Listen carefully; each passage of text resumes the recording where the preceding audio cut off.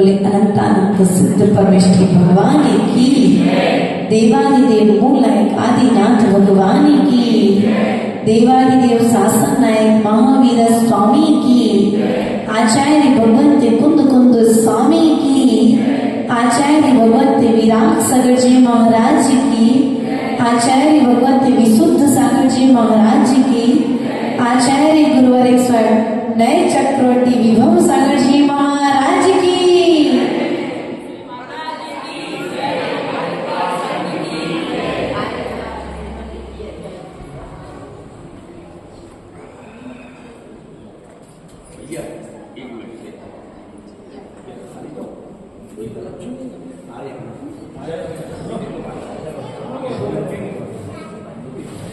प्रवचन के बाद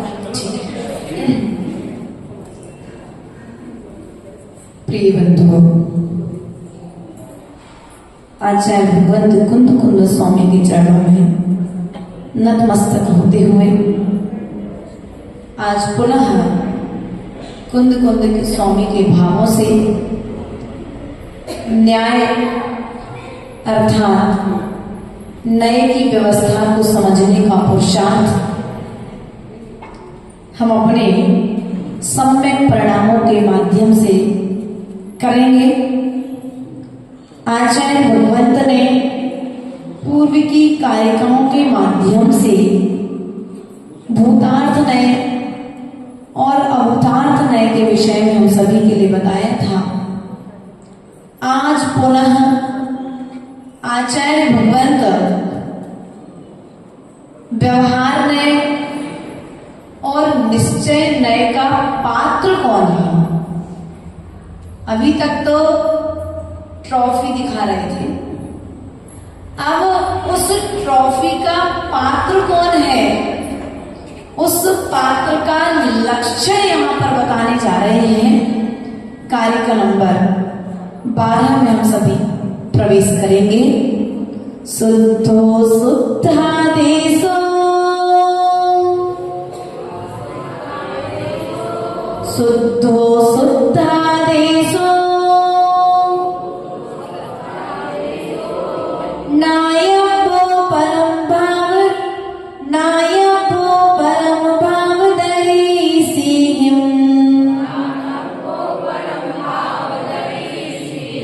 व्यवहारे दिसिदा पड़ जे दो अपर में डिठा भावे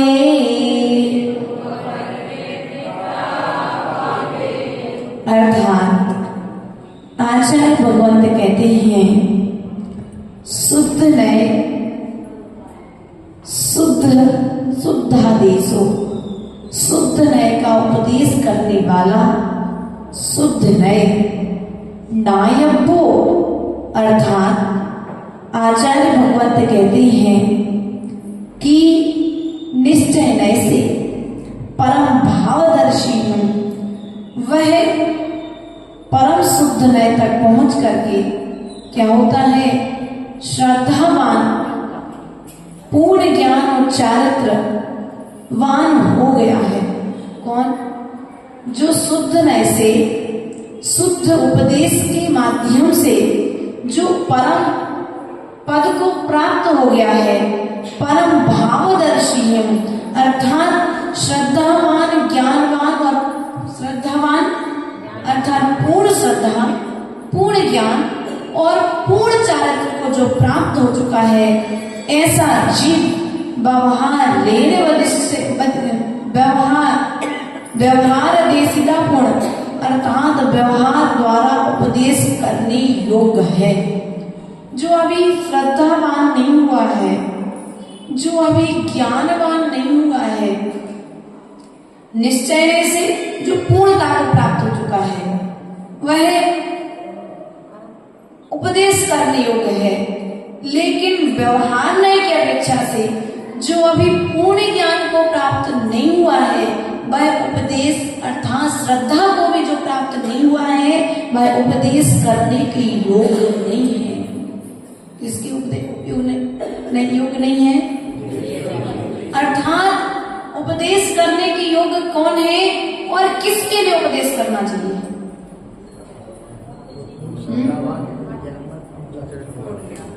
आप पूर्ण श्रद्धावान हो कि नहीं हो? केवल ज्ञान की अपेक्षा से निश्चय नय की बताई व्यवस्था, लेकिन व्यवहार नय की अपेक्षा से अपन अपनी व्यवस्था समझो। आप पूर्ण श्रद्धावान हैं कि नहीं है अभी? हाँ, छतमस्त अपेक्षा से तो छाया की अपेक्षा नहीं है, लेकिन व्यवहार की अपेक्षा से तो आप श्रद्धावान। अब व्यवहार नय की अपेक्षा से आप ज्ञानवान भी हैं और व्यवहार नय की अपेक्षा से आप चारित्रवान भी हैं। अब चारित्रवान की अपेक्षा से आचार्य भगवंत ने ज्ञान के 8 वेद बताए हैं, दर्शन दृष्टि के 8 लक्षण बताए हैं और चारित्र की अपेक्षा से चारित्र के 2 भेद बताए हैं। कितने भेद बताए भैया? व्यवहार की अपेक्षा से 8 भेद, दर्शन के निसंकित नेकांचित निर्विचिकित अमूर्त दृष्टि वात्सल स्थितिकरण प्रभाव। ठीक, 8 वेद ज्ञान के मति श्रुत अवधि मनापर्याय केवल ज्ञान कुमति कुश्रुत कुबधि।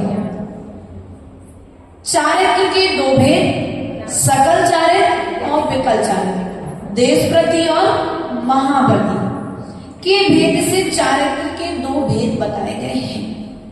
अब आचार्य भगवत यहाँ पर उपदेश देना चाह रहे हैं कि जो ज्ञानवान नहीं है, जो अभी चारित्रवान नहीं है, लेकिन यदि श्रद्धावान है तो वह ज्ञान ग्रहण करने का पात्र है। अर्थात जो श्रद्धावान है, ऐसे जीव के लिए उपदेश प्रदान करना चाहिए। लेकिन जिसके भीतर में श्रद्धा ही नहीं है, भैया खट्टा मिठाई की भगोनी में यदि दूध रखोगे तो दूध फट जाएगा। विष की डिब्बी में यदि अमृत रखोगे तो विष खराब हो जाएगा। ये अपनी भाषा में कह लो कि सांप के मुंह में यदि दूध डालोगे तो वो बघेला जी, सांप के मुंह में यदि विष डालोगे तो वह दूध भी क्या हो जाएगा? दूध में विष डालो, दूध में सांप के मुंह में यदि दूध डालोगे तो वह दूध भी विषैला हो जाएगा। उसी प्रकार से जो अभी श्रद्धा से सहत नहीं हुआ है, जिसके भीतर में अभी देव शास्त्र गुरु के प्रति श्रद्धा जागृत नहीं हुई है, ऐसे जीव को यदि उपदेश प्रदान करोगे तो वह उपदेश भी विष की तरह हो जाएगा, अर्थात दूसरे को नुकसान कर जाएगा, क्योंकि वो गलत ही ग्रहण करेगा। भैया गलत ही ग्रहण करेगा वो जीव। तुम खूब मिठाई डालना कुत्ते के लिए, लेकिन कुत्ता बिल्ली को देख करके खाने दौड़ेगा, है ना भैया? देखा कि नहीं देखा? बिल्ली को तो खूब मिठाई रखना, लेकिन जैसे ही वो चूहा देखेगी तत्काल। उसी प्रकार से जो मिथ्या दृष्टि जीव है, अभी श्रद्धा से सहत नहीं है, ऐसे जीवों को यदि उपदेश भी दिया जाए तो वे क्या करेंगे?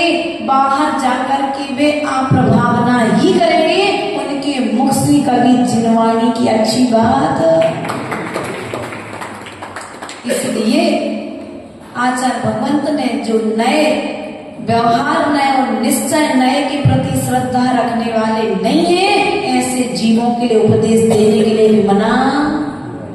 अब हमारे उपदेश के पात्र नहीं है, तीर्थंकर भगवान की वाणी के पात्र नहीं हो तुम।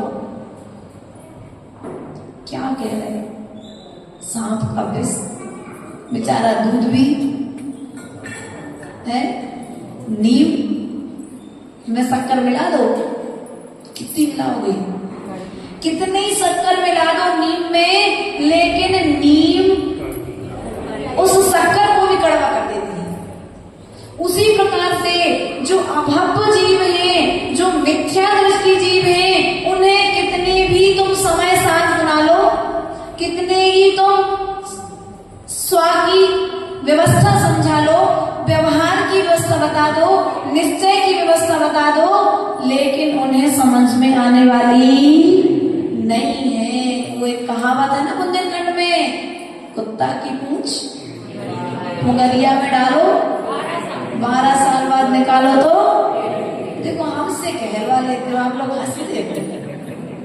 तो कुछ मिथ्या दृष्टि जो जीव है ना भैया, उनकी स्थिति भी कुछ उस डॉगी की तरह है, उस डॉगी की पूंछ की तरह है, उस सांप के विष की तरह है कि उन्हें कितना भी अच्छा समझाओ, उन्हें समझ में बात नहीं आती है। और ऐसे जीव जिनेंद्र भगवान की वाणी को ग्रहण करने के पात्र नहीं है।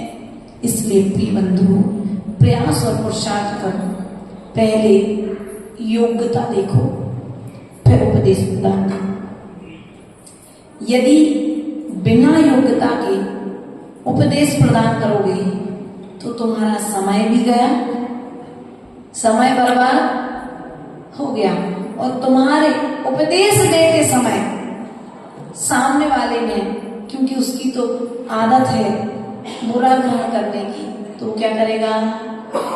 बुराई ही ग्रहण करेगा। इसलिए प्रिय बंधु, शुद्ध नय की अर्थात अपनी शुद्ध आत्मा के स्वरूप को जान करके तुम अपने शुद्ध उपयोग को समझो। अब यहाँ पर एक बात आई थी कि माता जी, अगर आप ऐसा कहोगे कि ये जो पूजन आदि हैं, ये व्यवहार की क्रियाएं हैं, इससे निश्चय की यात्रा होगी कि नहीं होगी? आचार्य भगवंत कहते हैं, पूजन, पाठ, आहारदान, वैयावृत्ति, स्वाध्याय, ये शुभ उपयोग के साधन है। किसके साधन है ये जो आप प्रवचन सुन रहे हैं ना, ये शुभ उपयोग का साधन है। क्योंकि यदि ये कार्य नहीं करोगे तो शुभ उपयोग नहीं बनेगा, और शुभ उपयोग नहीं बनेगा तो शुद्ध उपयोग प्रकट नहीं होगा। इसलिए शुद्ध उपयोग को यदि प्रकट करना है, शुभ ध्यान करना पड़ेगा, अशुभ से बचना पड़ेगा। माता जी अशुभ से कैसे बचे? हमें तो स्वाध्याय समझ में ही नहीं आता है, हमें तो समय सार समझ में ही नहीं आता है। कोई बात नहीं समाश्री माता जी, समझ में नहीं आ रहा ना, कोई बात नहीं, श्रद्धा पूर्वक पढ़ लो। क्या करो? क्या करो अमित भैया? श्रद्धा पूर्वक पढ़ लो। कम से कम जितने समय तुम पढ़ रहे हो उतने समय तुम अशुभ से तो बचे कि नहीं बचे? अब तुम्हें पाप नहीं लग रहा है, उतने समय पुण्य का बंद हो रहा है। तुम्हारा मन नहीं लग रहा ना, कोई बात नहीं, बैठे रहो मंदिर में। क्या करो? लेकिन बैठना किसकी तरह है? भगवान की तरह शांत बैठना, नहीं तो भैंस की तरह आओ, सो 10 पानी पी रहे हो सो पूरा पानी और बचा जाओ। ऐसा कि 10 का धर्म और हम वक्ता की और श्रोता की विशेषताएं बताई है, उसमें भैंस का उदाहरण आता है, वो निकल गए मुंह से, आप लोग अन्यथा नहीं लेना। भैंस का उदाहरण आता है, भैंस की विशेषता होती है उसी घाट पर गाय पानी पीने जाएगी तो शांति से पानी पी के आ जाएगी। लेकिन कौन बोला भाई? जैसी भैंस पानी पीने जाएगी तो क्या करेगी? पूरे पानी को पहले, फिर बाद में पानी। ऐसे कुछ मिथ्या दृष्टि जीव हुआ करते हैं। हाँ, मिथ्या दृष्टि कुछ जीव हुआ करते हैं। वे क्या करते हैं? स्वयं को धर्म करना है, सो क्या करेंगे? पहले मचाएंगे, उसके बाद में फिर।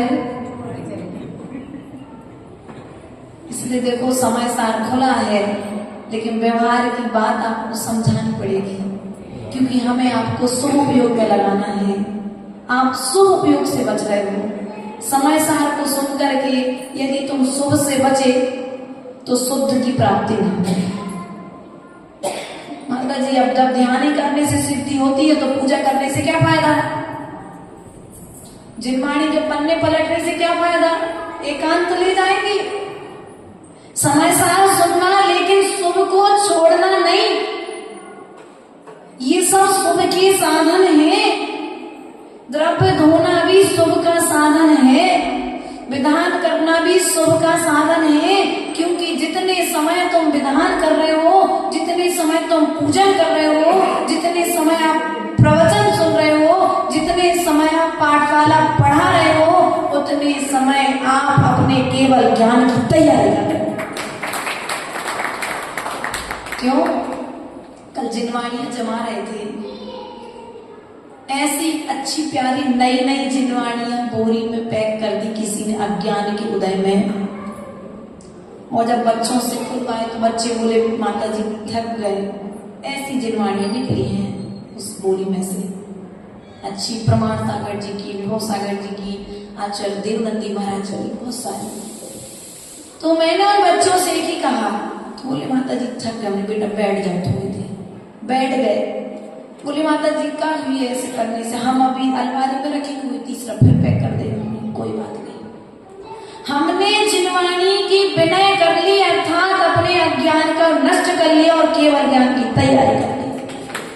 हमने जिनवाणी को व्यवस्थित रख दिया, हमने जिनवाणी पर कवर चढ़ा दिया कि क्या कर लिया हमने? अपनी शुद्ध की तैयारी चल रही। क्यों?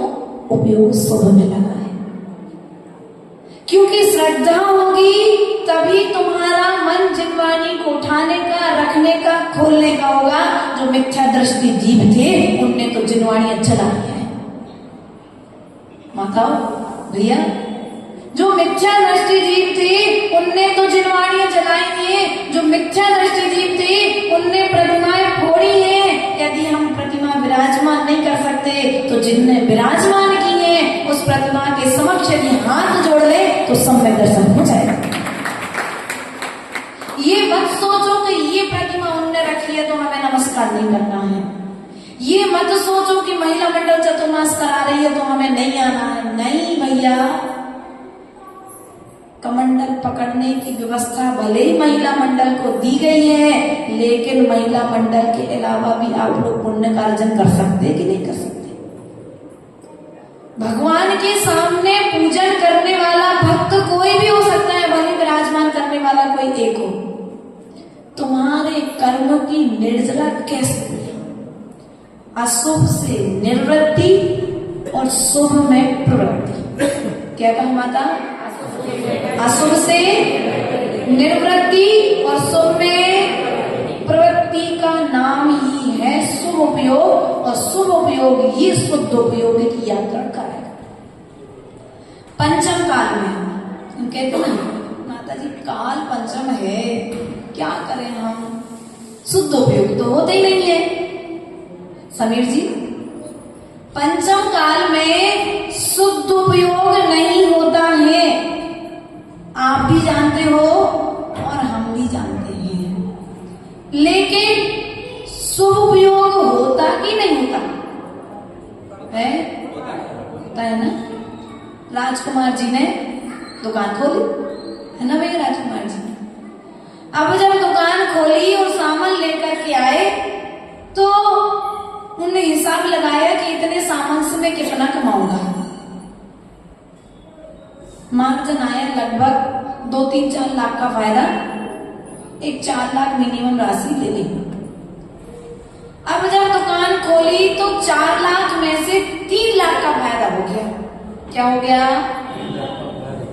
3 लाख का फायदा हुआ, 1 लाख का फायदा नहीं हुआ, क्योंकि माल दुकान में रेट माल के कभी कभी रेट गिरते रहते हैं, उठते रहते हैं। तो अब समीर जी रो रहे थे, समीर जी ने ये किया, राजकुमार जी रो रहे थे, तो समीर जी ने पूछ लिया कि भैया बात क्या है, आप रो क्यों रहे हो? तो राजकुमार जी बोले कि भैया हम इतना माल लेके आए थे और इतने फायदा होना था, 3 लाख हुआ, 1 लाख नहीं हुआ। तो बताओ बुद्धिमानी है कि मूर्खता है? तो समीर जी ने बोला कि भैया कम से कम ये तो मानो कि 1 लाख का घाटा हुआ, 3 लाख का तुम्हें फायदा हो गया। उसी प्रकार से भले ही पंचम काल है, ये मान करके तुम धर्म मत छोड़ो, कम से कम इतना मानो कि तुम्हें शुभ उपयोग के साधन तो पंचम काल में मिल रहे हैं, मोक्ष नहीं मिल रहा है, ये सोच करके तुम अपना धर्म करना बंद। लेकिन हमारी स्थिति क्या है? पंचम काल में शुद्ध उपयोग नहीं होता है और पंचम काल में मोक्ष नहीं होता है। हम क्या करें पंचम काल में? धर्म। तो हमारी स्थिति राजकुमार की जैसी हो गई कि 3 लाख का जो फायदा हुआ है उसका आनंद नहीं उठा रहे, वो 1 लाख जो घाटे में गए हैं उसका हम गम कर रहे हैं, उसका दुख मना रहे हैं। तो बताओ समझदार के मूर्ख? देखो तुम ही लोग खुद कह रहे, हम नहीं कह रहे। हम तो समझदार हैं कि पंचम काल में आने के बाद में भी उस छोटी सी उम्र में माता जी ने दीक्षा ले ली, अपने वैराग्य भाव को बढ़ा दिया और वैराग्य बढ़ा के मोक्ष मार्ग पर कदम बढ़ गए।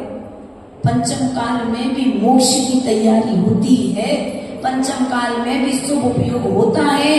साधन तुम्हारे पास में है, उन साधनों से चाहो तो तुम साधना कर लो, उन साधनों के निमित्त से चाहो तो नरक और निगोद की यात्रा कर सकते। तुम्हारे हाथ में है तुम्हारे घर की चाबी, चाहो तो तुम खोल करके भीतर चले जाओ, और नहीं खोलना है सुपर साथ में बाहर बैठे रहो।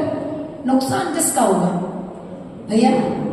घर किसके नाम पर है? तुम्हारे नाम पे है कि नहीं है? हमारे नाम पे नहीं है भैया। किसके नाम पे है? आपका घर आपके नाम पे है ना संजय भैया? चाबी तुम्हारे हाथ में है उपयोग की। अब चाबी जब तुम्हारे हाथ में है, ताले में डालोगे, घुमाओगे तो घर में घुस पाओगे, और चाबी को घुमाओगे ही नहीं और कहो कि ताला नहीं खुल रहा है। उसी प्रकार से जो तुम्हारे अशुभ उपयोग की चाबी तुमने घुमा करके रखी है उसको थोड़ा सीधा तो करो, शुभ उपयोग प्रारंभ हो जाएगा। चाबी भी यदि गलत घूम जाए तो ताला खुलता नहीं है। उसी प्रकार से यदि तुम्हारा उपयोग भटका रहा, तुम्हारा उपयोग यदि नहीं सुधरा, तो तुम्हारे शुद्ध उपयोग की तैयारी। आत्मा शुद्ध है, मात्र इतना कहने से कल्याण होने वाला नहीं है। मैं जीव हूं, कि ऐसा कहने से तुम जीव हो गए? मैं भगवान हूं, ऐसा कहने से मात्र भगवान हो गए? नहीं, भगवान हुए नहीं हो, लेकिन भगवान होने की तैयारी तो तुम्हें।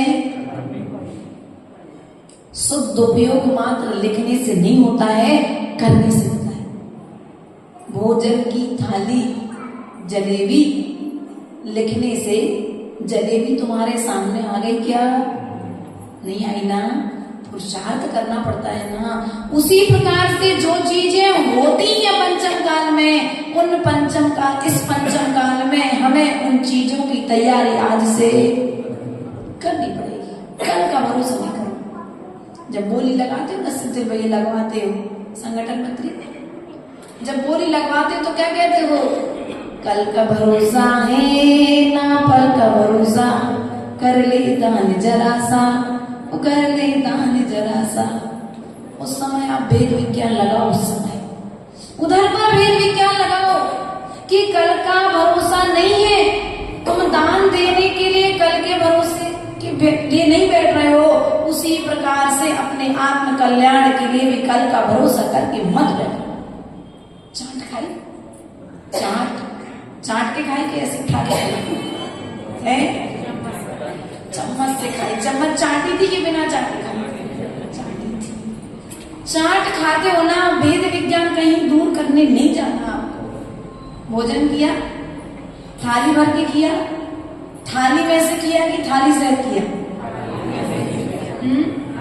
भैया, संजय भैया, थाली में से किया ना? थाली से तो नहीं किया ना? थाली सहित तो नहीं किया ना? उसी प्रकार से वह भोजन की थाली अलग है और भोजन अलग है। उसी प्रकार से हमारी आत्मा अलग है और हमारा शुद्ध उपयोग, हमारा शरीर अलग है। चाट का दोना अलग है और चाट भरा हुआ जब दोना सामने आता है तो कितना अच्छा लगता है। उसी प्रकार से शुभ उपयोग से भरा हुआ व्यक्ति इस श्रुत का पात्र है, जो अशुभ से भरा हुआ है वह व्यक्ति विशुभ का, इस शास्त्र का पात्र नहीं है। इसलिए प्रिय बंधुओं, वह चाट का दोना जब सामने आ जाए स्मरण नहीं करना भी, क्योंकि बाहर चाट की दुकान नहीं है। और चाट का दोना जब सामने आता है तो आप क्या करते हो? चाट मतलब चाट को ग्रहण, दोने को।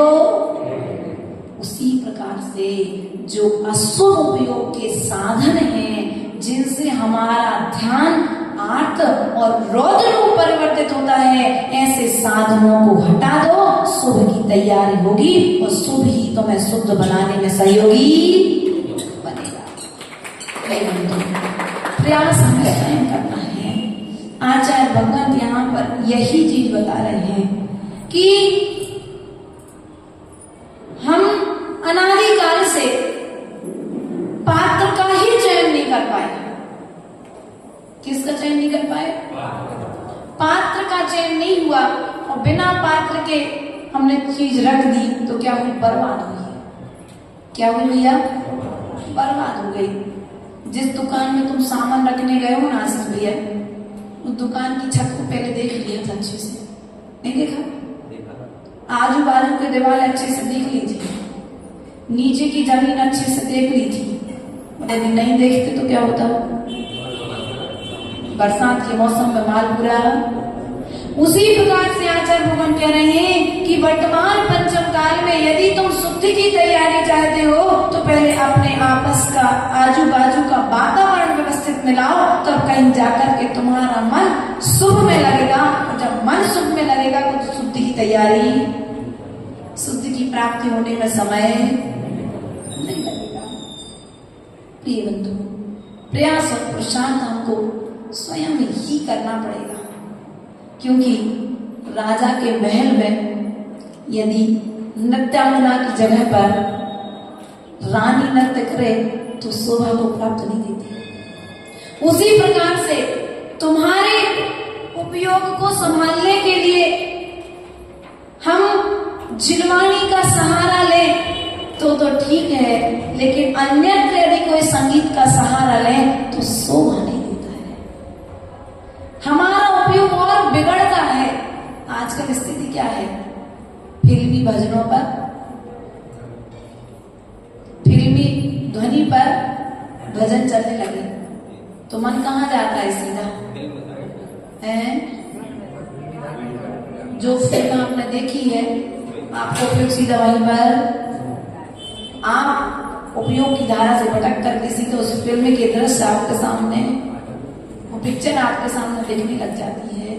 आचार्य भगवान कहते हैं अध्यात्म की यात्रा अध्यात्म रूप भावों से होती है। अध्यात्म के भाव कहाँ से आएंगे? अर्थात गंभीरता के भाव कहाँ से आएंगे? जिनवाणी के स्वाध्याय से आएंगे। व्यवहार को भी गौण नहीं कर सकते आप और निश्चय को भी गौण नहीं कर सकते आप। बस बात इतनी है कि जब सब्जी में नमक की जरूरत रहेगी तो नमक डालोगे, और चटनी में शक्कर की जरूरत रहेगी तो चटनी में शक्कर डालोगे। अब तुम दूध में नमक और सब्जी में पूरा डालने लगो तो फिर तो स्वाद। और हमारी स्थिति भी कुछ ऐसी है कि हमें अपने भीतर में क्या लेकर के जाना है वो हम समझ नहीं पा रहे हैं। यदि मात्र इतनी सी बात सीख ले कि मुझे अपने भीतर में लेकर के क्या जाना है, यदि इतनी बात समझ में आ जाए तो तुम्हारा शुभ उपयोग बना रहेगा। शुभ उपयोग बनाए रखना है ना भैया बंगेला जी, शुभ उपयोग बना करके रखना है ना, तो बस डालने की कला सीखना। भीतर में डालना क्या है? रास्ते का गोबर उठा करके मुंह में नहीं डालते। डालते क्या? क्यों?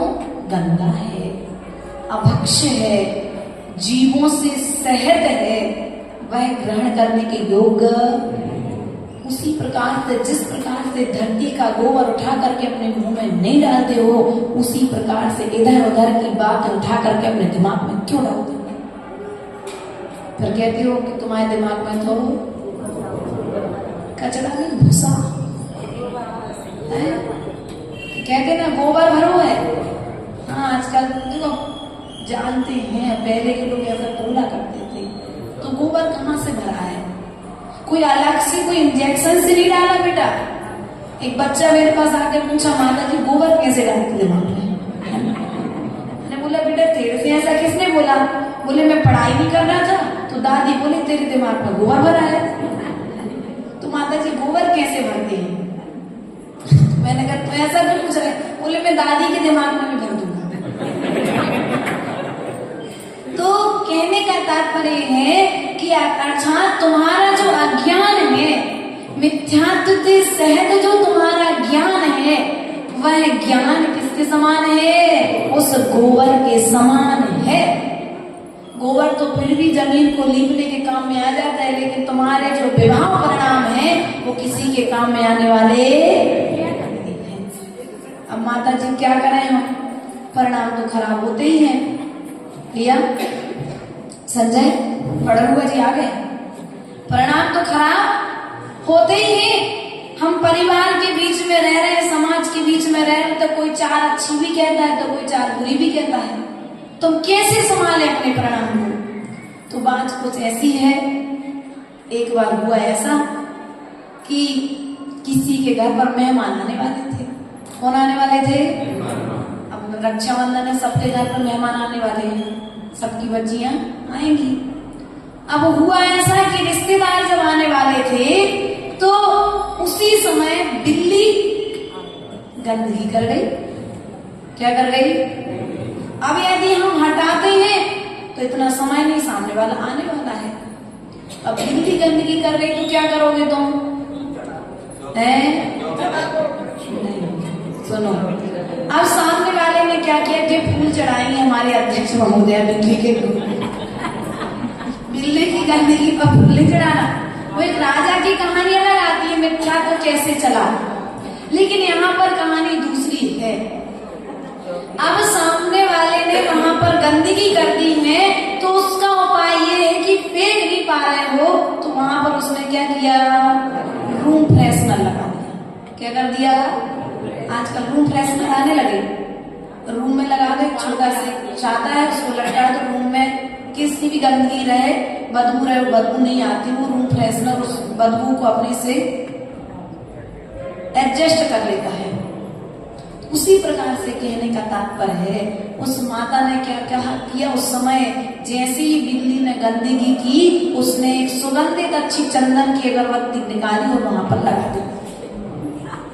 अब देखो तुम लोग हंसते हो, समझो, एडजस्टमेंट करना सीखो। आप लोग कहते ना मैं एडजस्ट नहीं हो सकते, तो उस माता से सीखो। उसने गंदगी को हटाया नहीं, उसने उस कमरे में उस गंदगी से भी ज्यादा, दुर्गंध से भी ज्यादा सुगंधित चीज लगा दी। उसी प्रकार से तुम्हारे सामने यदि कोई विवाह परिणाम लेकर के आ जाए, तो तुम स्वभाव की सुगंधी फैला दो, तो गंदगी तुम्हारी हो गई असर।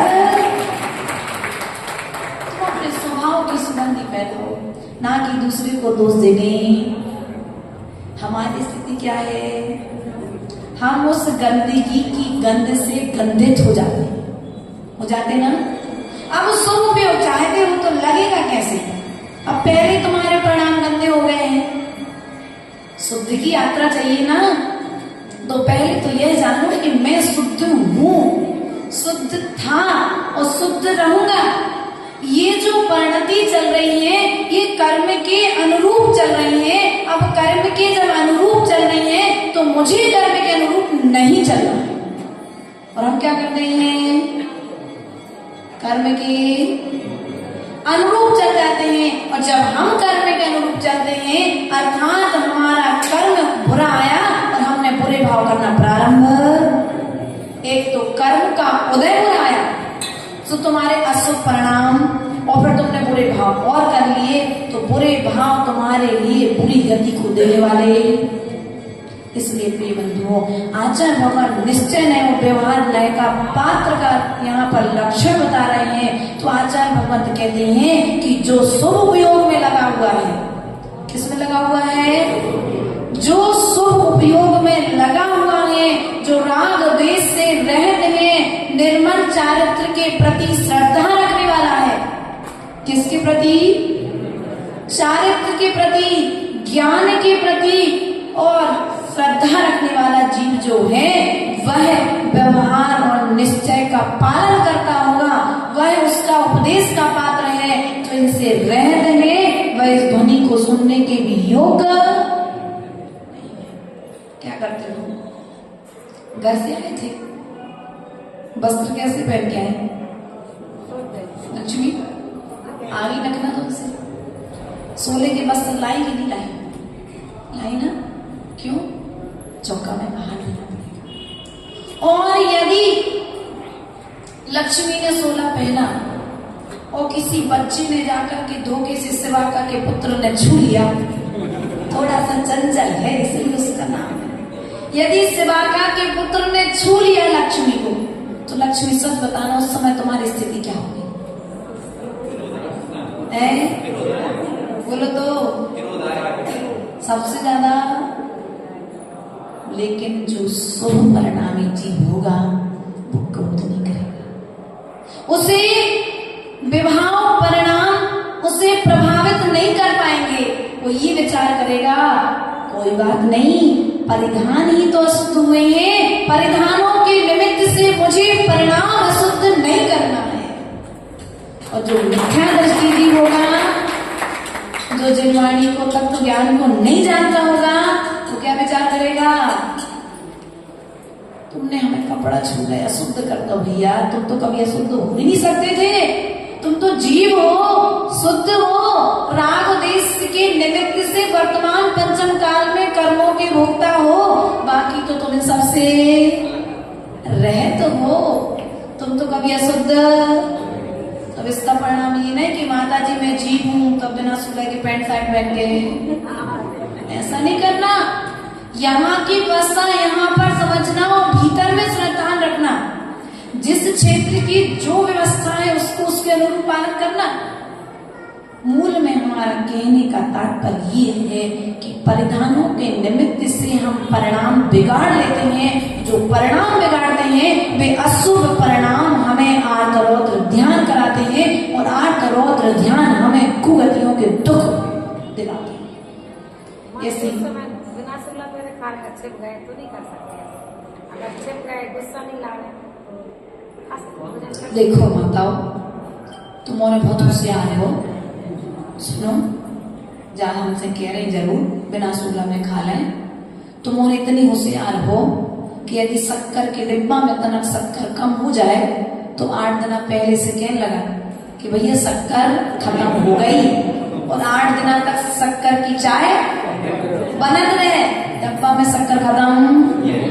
उसी प्रकार से तुम भले कितने कहो कि 1 जोड़ी कपड़ा रखिए, तुम्हारे 16 के डिब्बा में 4-5 जोड़ी कपड़ा से कम कपड़ा नहीं मिले। उसी प्रकार से यदि आलस को छोड़ोगे तो शुद्धि में खा पाओगे।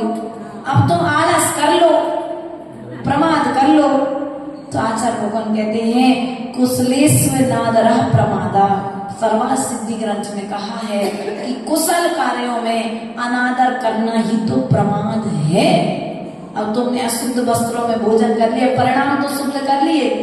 जहां व्यवस्था नहीं है वहां बात अलग है। अब तीर्थ यात्रा पे गए, व्यवस्था नहीं बन पाई, कोई बात नहीं, परिणाम शुद्धि कर लो, है ना, मंत्र शुद्धि कर लो, ब्रह्मोकार मंत्र पढ़ के, लेकिन चौकी में करके नहीं आना है ऐसा। अभिषेक के समय आप लोग ऐसा मंत्र शुद्धि करके नहीं आना। जब वस्त्र नहीं है, दूर दूर तक व्यवस्था नहीं बन सकती है, उसकी बात अलग है तुम्हारे लिए, हम तक नहीं आना, है ना। लेकिन अब तुमने रखी तो है पीछे कमरा में रखी, और तो इनका एक डिब्बा चौके में सेफ रहता है कपड़े का, शुद्धि का। अब वो उठा के बदलने जाने में यदि तुम प्रमाद करोगी तो कर्म का बंध करोगी। इसलिए माताओं, मूल समय साथ तुमको यही सिखा रहा है कि तुम शुद्ध चैतन्य जीव हो। तुम अपने शुद्ध की यात्रा चाहते हो तो अपने शुभ, अपने उपयोग को शुभ बनाओ, और जब उपयोग शुद्ध होगा तो तुम्हारा ज्ञान भी शुद्ध हो जाएगा, और यह शुद्ध उपयोग ही तुम्हारे लिए एक दिन सिद्ध बनाने में कारण बनेगा। इन्हीं भावनाओं के साथ में बोले परम पूज्य आचार्य गुरुवर स्वामी विभव सागर जी महाराज की।